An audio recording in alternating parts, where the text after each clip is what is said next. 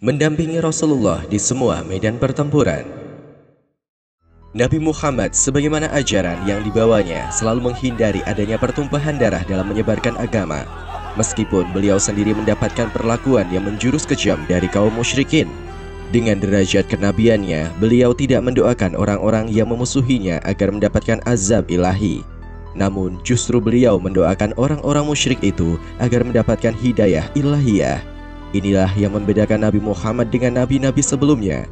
Sebagai nabi akhir zaman, beliau berdoa agar umat manusia, siapa saja, dari mana saja, mendapat pancaran hidayah Allah Subhanahu wa Ta'ala untuk bekal keselamatan di hari penghakiman. Madinah, kota ini menjadi tempat yang aman bagi umat Islam untuk menjalankan perintah Allah Subhanahu wa Ta'ala. Rasulullah mulai menata kehidupan masyarakat dari jahiliyah menuju ilahiyah. Kota Madinah yang heterogen bukanlah hambatan bagi Rasulullah. Bersama penduduk kota, baik Islam, musyrik maupun Yahudi, beliau merumuskan sebuah undang-undang yang dikenal sebagai Piagam Madinah. Hal ini bukan berarti Rasulullah dan para sahabatnya telah selesai dari gangguan, baik gangguan dari kaum musyrikin dari Mekah maupun musuh dalam selimut, yaitu kaum munafik dan Yahudi Madinah. Setelah umat Islam secara jumlah bertambah, Allah Subhanahu wa Ta'ala kemudian mengizinkan untuk berperang. Satu hal yang ditekankan dalam perang pada masa tersebut, bahwa Nabi Muhammad sekedar mengambil langkah-langkah membela diri. Penyerbuan yang dilakukan oleh Nabi Muhammad bukanlah tindakan untuk perluasan wilayah, penjajahan atau penyebaran agama. Pada sebuah kesempatan, Nabi Muhammad pernah bersabda, "Lebih baik mendahului daripada didahului." Sikap Nabi Muhammad ini adalah langkah-langkah pembelaan diri dan pencegahan setelah muncul secara jelas sikap permusuhan yang mengancam umat Islam. Rasulullah selalu menawarkan perdamaian kepada siapapun, dari kabilah-kabilah Arab hingga penguasa dari luar Hijaz. Serangan ke Yahudi Bani Nadir, Bani Qainuqa, Bani Quraidah, dan Khaybar disebabkan oleh pengkhianatan mereka terhadap Piagam Madinah. Pada masa-masa berat itu, salah satu sahabat yang tidak pernah absen mendampingi Rasulullah dalam setiap pertempuran adalah Abu Bakar Asy-Syiddiq. Beliau pernah mengatakan, "Saya berperang bersama Rasulullah sebanyak 7 kali peperangan. Saya menjadi bagian dari pasukan yang dikirim dalam 9 kali peperangan, sedangkan panglimanya bergantian, sesekali Abu Bakar Asy-Syiddiq dan sesekali Usamah." Para ahli sejarah Islam bersepakat bahwa Abu Bakar Asy-Syiddiq tidak pernah sekalipun absen dalam setiap peperangan. Beliau mendampingi Rasulullah dalam perang Uhud. Ketika sebagian sahabat berlarian menyelamatkan diri, Abu Bakar berada di dekat Rasulullah. Pada perang Tabuk, Rasulullah bahkan menyerahkan panji kebesaran dan berwarna hitam kepada Abu Bakar Asy-Syiddiq. Peran Abu Bakar Asy-Syiddiq dalam setiap peperangan tidaklah sekedar sebagai pendamping. Beliau bersama Rasulullah pernah melakukan perjalanan rahasia untuk mengetahui kekuatan musuh. Dalam perang Badar, Abu Bakar Asy-Syiddiq dan Rasulullah berkeliling hingga bertemu dengan seorang laki-laki tua. Rasulullah kemudian mencoba menggali informasi darinya, namun laki-laki bertanya balik kepada Rasulullah, "Aku tidak akan memberikan informasi apapun kepada kalian berdua hingga kalian memberitahukan kepadaku dari mana kalian berasal." Rasulullah kemudian menjawab, "Jika kamu mau memberitahu kami, maka kami akan memberitahu kamu." "Benarkah demikian?" "Ya." Laki-laki tua itu pun kemudian berkata, "Telah sampai kepadaku informasi bahwa Muhammad dan para sahabatnya berangkat pada hari demikian dan demikian. Jika seorang tersebut memberiku informasi benar, maka berarti Muhammad dan para sahabatnya hari ini telah mencapai tempat demikian dan demikian. Aku juga mendapatkan informasi bahwa Quraisy berangkat pada hari demikian dan demikian. Jika orang yang memberiku informasi benar, maka berarti mereka hari ini telah berada di tempat demikian dan demikian." Laki-laki tua itu setelah memberikan informasi yang ternyata benar, kemudian bertanya, "Aku telah memberi kalian informasi yang kalian inginkan. Maka sekarang beritahu aku dari manakah kalian berdua?" Rasulullah memberikan jawaban yang membuat laki-laki tua itu kebingungan. "Kami dari air." Setelah menjawab, Rasulullah dan Abu Bakar Asy-Syiddiq segera pergi. Namun laki-laki tua itu berkata yang tidak dihiraukan lagi oleh Rasulullah, "Apa maksudmu dari air? Apakah air dari Irak?" Sebagaimana pernah diriwayatkan oleh Ali bin Abi Thalib, saat Perang Badar, para sahabat membuat sebuah arishi, semacam pusat komando yang posisinya berada di tempat yang agak tinggi. Nabi Muhammad menempati arishi dengan didampingi oleh Abu Bakar Ash-Shiddiq. Di bagian luar, beberapa pemuda Ansor yang dipimpin oleh Sa'ad bin Mu'adz menjadi penjaganya. Ali bin Abi Thalib menyampaikan, "Kami membuat arishi untuk Rasulullah. Kemudian kami berkata, siapakah yang menemani Rasulullah di dalam arishi supaya tidak ada seorang pun dari orang-orang musyrik yang menyerang beliau? Maka sungguh demi Allah, tiada yang mencoba mendekati beliau kecuali Abu Bakar Ash-Shiddiq."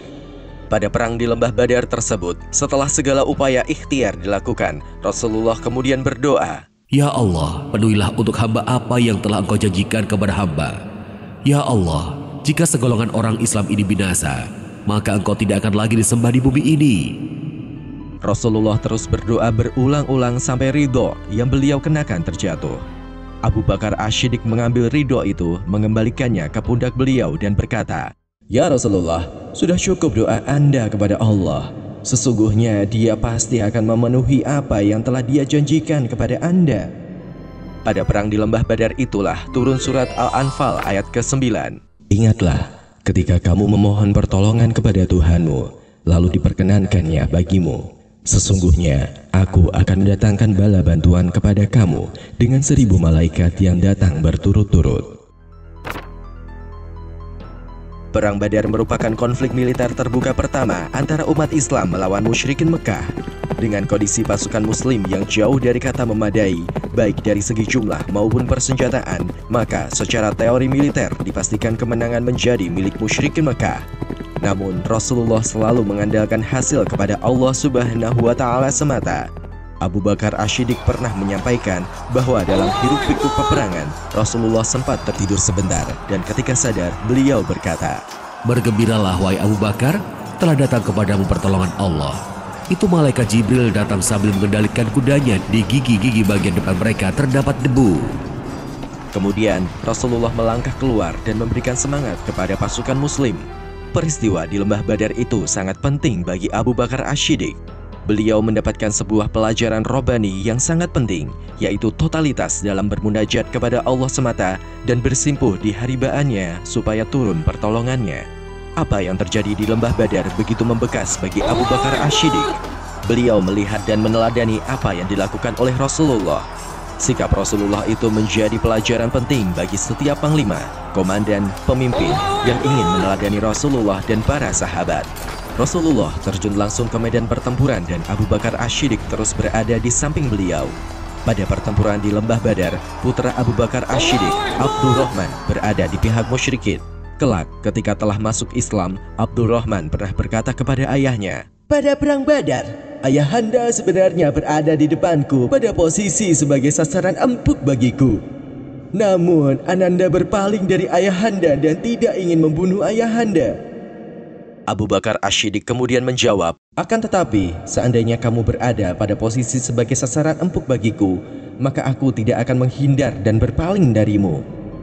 Kesetiaan Abu Bakar Ash-Shiddiq kepada Rasulullah telah tercatat dalam berbagai riwayat. Pada perang Uhud, pasukan muslim sempat mendapatkan pelajaran pahit. Unit pemanah yang berada di puncak bukit melakukan indisipliner sehingga pasukan di bawahnya menjadi tercerai-berai. Dalam situasi yang penuh kepanikan itulah Rasulullah sempat terpisah dari para sahabat. Namun Abu Bakar dan beberapa sahabat berani menerjang pasukan musuh untuk melindungi Rasulullah. Abu Bakar Ash-Shiddiq menjadi salah satu sahabat yang berhasil mencapai posisi Rasulullah. Beberapa sahabat lainnya berhasil menyusul. Bersama Rasulullah, para sahabat ini bergerak menuju ke sebuah celah untuk mengembalikan moral tempur pasukan muslim. Abu Bakar Ash-Shiddiq jika mengenang perang Uhud, maka beliau berkata, "Itu adalah hari yang semuanya milik Tolha." Beliau kemudian melanjutkan ceritanya. "Pada perang Uhud, aku adalah orang pertama kali menerjang lari menuju posisi Rasulullah. Lalu aku melihat seorang laki-laki berperang di sisi Rasulullah. Kemudian aku berkata, orang itu pasti Tolha. Saat itu, antara aku dan pasukan musyrikin ada seorang laki-laki yang tidak bisa dikenal dengan jelas. Dan posisiku sudah lebih dekat dengan Rasulullah dari orang itu yang waktu itu berlari dengan cepat. Ternyata orang itu adalah Abu Ubaidah. Lalu kami pun sampai kepada Rasulullah yang waktu itu gigi beliau pecah dan wajah beliau terluka. terdapat 2 cincin dari rajutan topi baja penutup kepala yang menusuk 2 pipi Rasulullah. Ketika itu Rasulullah berkata, "Cepat tolong saudaramu itu karena ia terluka parah." Yang beliau maksudkan adalah Thalha. Namun kami tidak mempedulikannya karena ingin segera menolong dan merawat Rasulullah. Ketika aku ingin melepas cincin dari pipi Rasulullah, tiba-tiba Abu Ubaidah berkata, "Wahai Abu Bakar, sungguh tolong biarkan saya yang melakukannya." Kemudian aku mempersilahkannya dan Abu Ubaidah mencabut cincin tersebut dengan cara digigit agar tidak membuat Rasulullah kesakitan. Ketika orang-orang musyrik hendak menangkap semua kaum muslimin dan melenyapkannya, maka Rasulullah segera mendahuluinya. Rasulullah memberikan perintah kepada kaum muslimin untuk bergerak mengejar kaum musyrikin. Beberapa sahabat mematuhi perintah Rasulullah meskipun mereka dalam keadaan terluka. Aisyah pernah meriwayatkan peristiwa tersebut berkaitan dengan turunnya surat Ali Imran ayat ke-172. Yaitu orang-orang yang menaati perintah Allah dan Rasul-Nya sesudah mereka mendapat luka dalam perang Uhud. Bagi orang-orang yang berbuat kebaikan di antara mereka dan yang bertakwa ada pahala yang besar. Terdapat 70 sahabat yang bergerak mengejar kaum musyrikin. Abu Bakar Asy-Syiddiq merupakan salah satu di antaranya. Dan bukan hanya di Badar dan Uhud, Abu Bakar Asy-Syiddiq selalu mendampingi Rasulullah di setiap medan pertempuran. Bahkan ketika Rasulullah tidak turut dalam pertempuran, Abu Bakar Asy-Syiddiq tetap turut terlibat memerangi semua kaum musyrikin maupun pengkhianatan oleh klan-klan Yahudi.